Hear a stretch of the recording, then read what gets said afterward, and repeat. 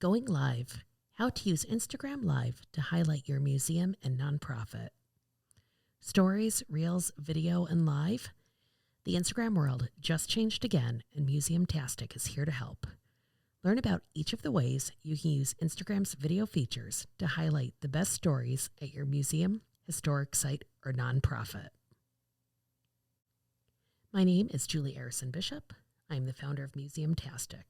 Our goal at MuseumTastic is to provide fantastic work and resources for small museums, historic sites, and nonprofits. I have close to 15 years of experience in small museums and know what it's like to need to balance the needs of your job with ever-changing technology. In about 15 minutes, I have the very ambitious goal to get you ready to use Instagram Live. We're going to do a short overview of each of Instagram's video features, but we'll be focusing on Instagram Live today. While employed at the House of the Seven Gables, I implemented a program called Going Live. Today, I'm excited to give you the tools to do the same. Before we get started, I just want to point out, I am not an influencer. I am not an Instagram expert. I simply want to share my learnings with you today and make it easier for you to go live and have some additional confidence using this tool. It is a wonderful tool to both share information and to fundraise for your museum, historic site, or nonprofit. Here are the things you need in your toolkit. A mobile phone. The more up-to-date, the better for the best camera and sound options. For the sake of this demonstration, I am going to be using an iPhone X. A connection to your organization's Instagram account. A list to plan for future posts, ideas. An outline or a bulleted list of points, and we'll talk a little bit more about that shortly. Right now, I want to let you get to know Instagram a little bit better. Instagram is an American photo and video sharing social networking service that was founded in 2010 and acquired by Facebook in 2012.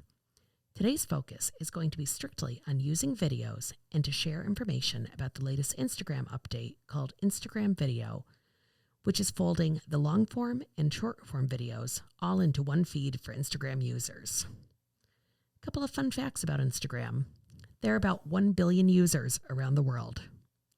Video will make up 78% of the world's mobile data traffic in 2021.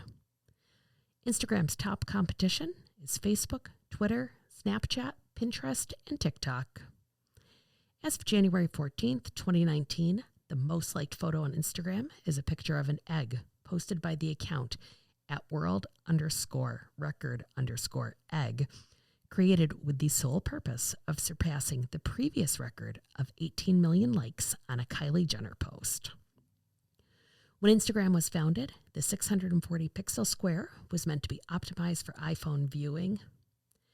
As of June 2021, the most followed person is Portuguese professional footballer Cristiano Ronaldo with over 300 million followers.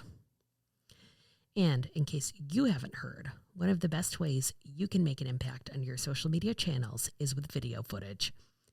Videos have higher engagement and are catchier in a feed.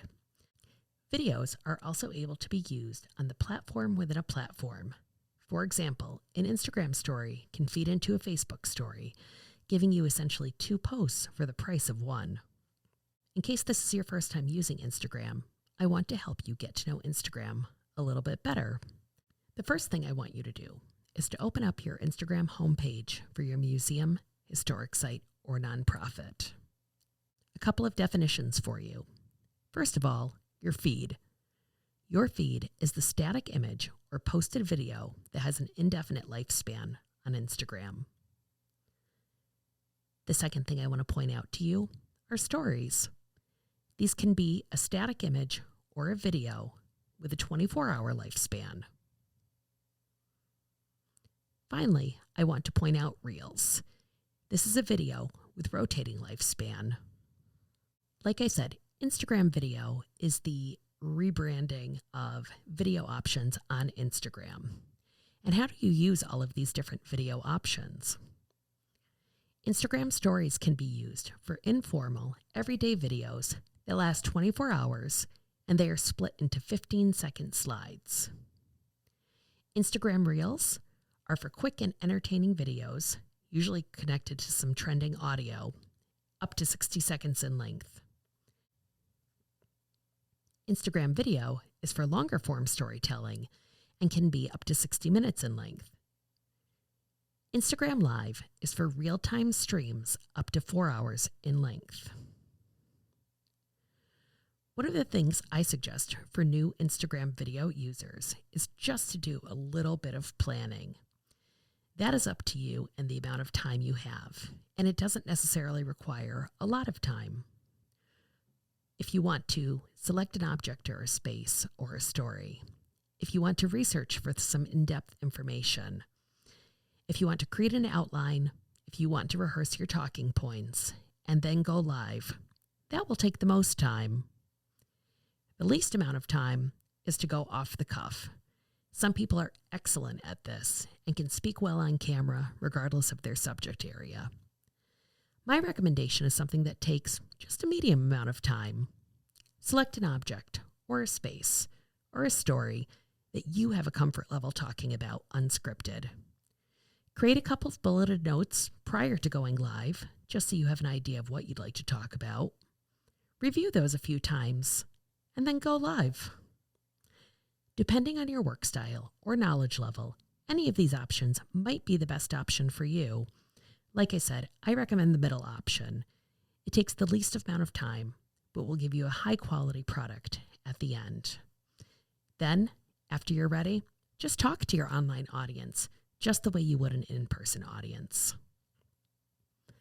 A couple of best practices for going live. Instagram is not meant to be a formal lecture to a scholarly audience. It can be, but have some fun with Instagram. That's the point of it. Be social. Use social media to enjoy yourself and have some fun and engage your listeners in a more casual way. Think of it as a story hour, and you are the storyteller. Consider what draws visitors to a person, a place, or a thing. Tell that story to your online audience. Think about the places a visitor can't go during a regular experience or visit. Think about things they can't normally see. Obviously, before you film or talk about these, make sure you are doing this with the right permission and support from the right staff, especially if you are working with collections or archival material. And finally, don't bury the lead. Start with something that is exciting. Hook your audience into that exciting person, place, or thing, and let the story flow from there. So now, into the nitty-gritty. How do you go live? Log into Instagram as your organization. This is always a best practice, is to make sure that you use Instagram as your organization and not yourself, or vice versa. At the top of your home screen, click the little plus icon. From the choices below, select Live.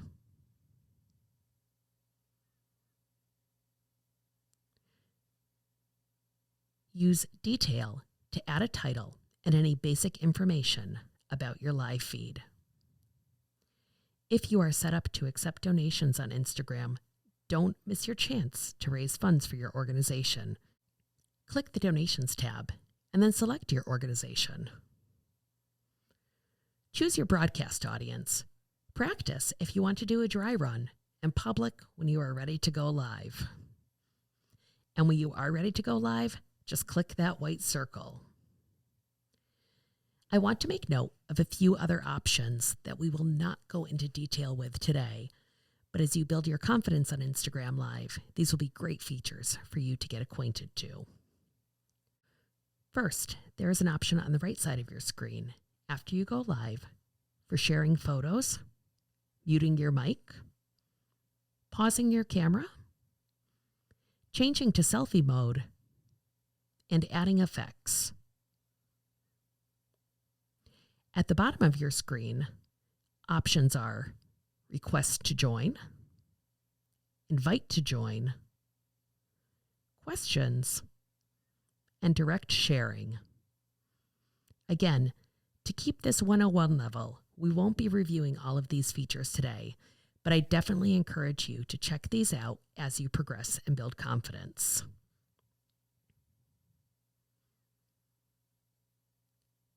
When you are finished going live and you have your video, click the X. You will get the following question on the screen. Are you sure you want to end your live video? A note for you. Your device is still recording. Hold your frame and mind your words. And when you are officially ready, hit end video. And if you are not ready or hit this by accident, hit cancel. This will allow you to stay recording. Once you finish your live, you have some options. We're going to talk about each of these options, but the one that I encourage you to use is share. This allows you to share to your story, Instagram videos, and your page. The first thing you'll do is to choose a cover image or keep your starting frame as the cover. You can choose any photo that you would like from a collection in your photo library. Next, you will be able to edit or add a title and a description. This will help people search for and find your video on Instagram. I promise you, you will be hooked on doing these live videos. So start a series. Think about a couple of collections that you could use, whether you want to offer some behind-the-scenes tours, some staff stories, or whatever you'd like. Start up a series with each of these little collection zones. Choose Post a Preview to include this on your feed. Video will also post to Instagram Video. And when everything is in order and you feel ready, click Post. If you don't want to use the share feature, download is another great option. If you want to have the files of your Instagram Live, or if you want to upload to video sharing services like YouTube or Vimeo to expand your research and sharing capacity, choose Download. Delete. If you made an error during that video, if you're not thrilled with the way that it came out, or if you just want to have a live-only mode and engage visitors that way, you can click Delete at the end of your Instagram Live session. And finally, for all of your videos, you will be able to view insights. Insights and data always take time, and they're always one of the most difficult things I have found for museum and nonprofit professionals to track, especially when so many places have small marketing departments. But I highly suggest you compare, contrast, and see how your live sessions do versus other social media and engagement opportunities. What to do with that video after it goes live? If you have a captioning tool for your organization, you'll have an ability to upload video captions, making your video even more accessible to people who want to view it. You can tag people and locations who might be featured in your video. Take advantage of the 60-second feed preview. This is an excellent opportunity to add more hashtags and engage more people, and use this to share to your stories.